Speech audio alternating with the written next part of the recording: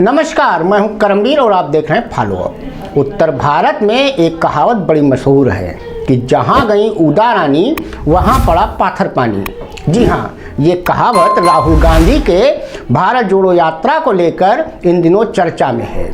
लोग कह रहे हैं कि यात्रा जैसे ही बिहार पहुंची, महागठबंधन की सरकार धड़ाम हो गई। फिर बिहार में महागठबंधन की सरकार गिरने के एक दिन बाद ही आरजेडी प्रमुख लालू यादव पर प्रवर्तन निदेशालय यानी ईडी ने शिकंजा कसना शुरू कर दिया।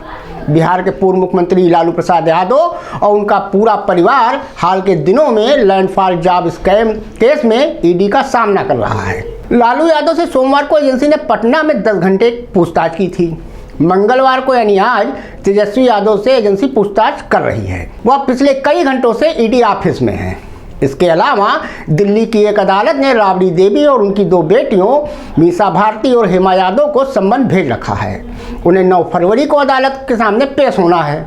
वहीं जब यात्रा झारखंड में पहुंच रही है, तब वहां के मुख्यमंत्री हेमंत सोरेन पर गिरफ्तारी की तलवार लटक रही है। दरअसल प्रवर्तन निदेशालय के नोटिस के बाद गायब रहे झारखंड के मुख्यमंत्री हेमंत सोरेन का पता चल गया है। वो रांची में है। न्यूज एजेंसी पीटीआई ने सूत्रों के हवाले से बताया कि सोरेन 29 जनवरी की रात को ही रांची पहुंच गए थे। झारखंड में सियासी पारा इन दिनों चढ़ा हुआ है। ईडी ने पूछताछ के लिए 10 बार सीएम हेमंत सोरेन को सम्मन जारी कर रखा है। ईडी ने 8 अगस्त 2023, 19 अगस्त, 1 सितंबर, 17 सितंबर, 26 सितंबर, 11 दिसंबर, 29 दिसंबर, 13 जनवरी 2024, 25 जनवरी और 10वां सम्मन 27 जनवरी को भेजा है। मुख्यमंत्री इसमें एक बार 13 जनवरी वाले भेजे गए सम्मन में अपने आवास पर ईडी अधिकारियों के सवाल के जवाब भी दे चुके हैं। एजेंसी ने सीएम से करीब 7-8 घंटे तब पूछताछ की थी। बुधवार यानी कल 31 जनवरी को हेमंत सोरेन पूछताछ के लिए राजी हुए हैं। झारखंड के सीएम हेमंत सोरेन पर ईडी का शिकंजा कसता अब जा रहा है। मंगलवार को उन्होंने विधायकों के साथ एक बैठक भी की। इस बैठक में उनकी पत्नी कल्पना सोरेन भी मौजूद रहीं। यहाँ उनके घर में विधायकों के जुटने के बाद झामुमो की आगे की रणनीति पर चर्चा हुई। बताया गया है कि उनके घर के आसपास 100 मीटर के दायरे में धारा 144 लागू की गई है। वहीं विधायकों ने उनके आवास में आज मीटिंग में भाग भी लिया। आज सुबह ही राज्यपाल के साथ बैठक के बाद डीजीपी ने बताया था कि सुरक्षा के मद्देनजर पूरे राज्य में 7000 पुलिसकर्मियों की तैनाती की गई है। इससे पहले सोरेन ने मंगलवार यानी आज 30 जनवरी को ईडी को एक मेल लिखा और 31 जनवरी को दोपहर 1 बजे अपने आवास पर एजेंसी के सामने अपना बयान दर्ज कराने पर सहमति व्यक्त की। उन्होंने 31 जनवरी या उससे पहले बयान दर्ज करने की एजेंसी की जिद को राजनीति से प्रेरित भी बताया।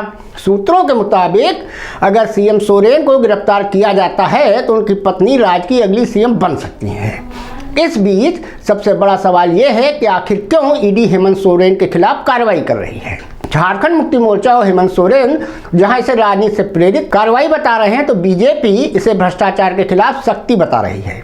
फिलहाल ईडी जिस मामले में हेमंत सोरेन पर कार्रवाई कर रही है वह जमीन और खनन घोटाले से जुड़ा है।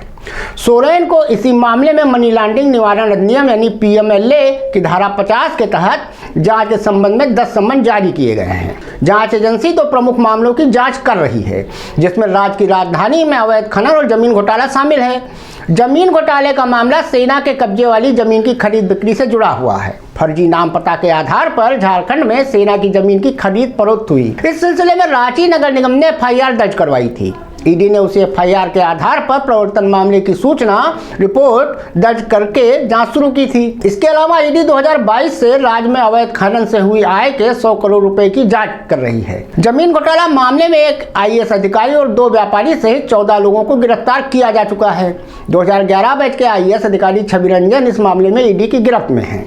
रंजन राज्य के समाज कल्याण विभाग के निदेशक और रांची के उपायुक्त के रूप में कार्यरत थे। ईडी ने इसी महीने अवैध खनन की मनी लॉन्ड्रिंग जांच के तहत सोरेन के प्रेस सलाहकार, साहिबगंज जिले के अधिकारियों और एक पूर्व विधायक के परिसरों पर भी छापेमारी की थी। इस दौरान आरोपियों के पास से जरूरी दस्तावेज भी मिले थे। ईडी अब तक 236 करोड़ रुपए की संपत्ति कुर्क कर चुकी है। प्रवर्तन निदेशालय ईडी ने सोमवार 29 जनवरी को झारखंड के मुख्यमंत्री हेमंत सोरेन के दिल्ली स्थित आवास पर भी छापा मारा था। इस दौरान सीएम तो नहीं मिले थे, लेकिन ईडी की टीम ने उनके घर से भारी मात्रा में कैश बरामद किया था। ईडी के मुताबिक हेमंत सोरेन के घर से करीब 36 लाख रुपए कैश मिला था। इसके अलावा ईडी ने उनके 2 लग्जरी कार भी जब्त कर लिए थे। सोमवार को ईडी की कार्रवाई पूरे दिन लापता रहने के बाद ईडी के क्षेत्रीय कार्यालय को मुख्यमंत्री कार्यालय की तरफ से सोमवार देर रात 29 जनवरी को एक ऑफिशियल लेटर भेजा गया। इसमें ईडी को बताया गया कि हेमंत सोरेन 31 जनवरी को पेश होंगे। सूत्रों का कहना है ईडी इस मामले में हेमंत सोरेन को अरेस्ट भी कर सकती है।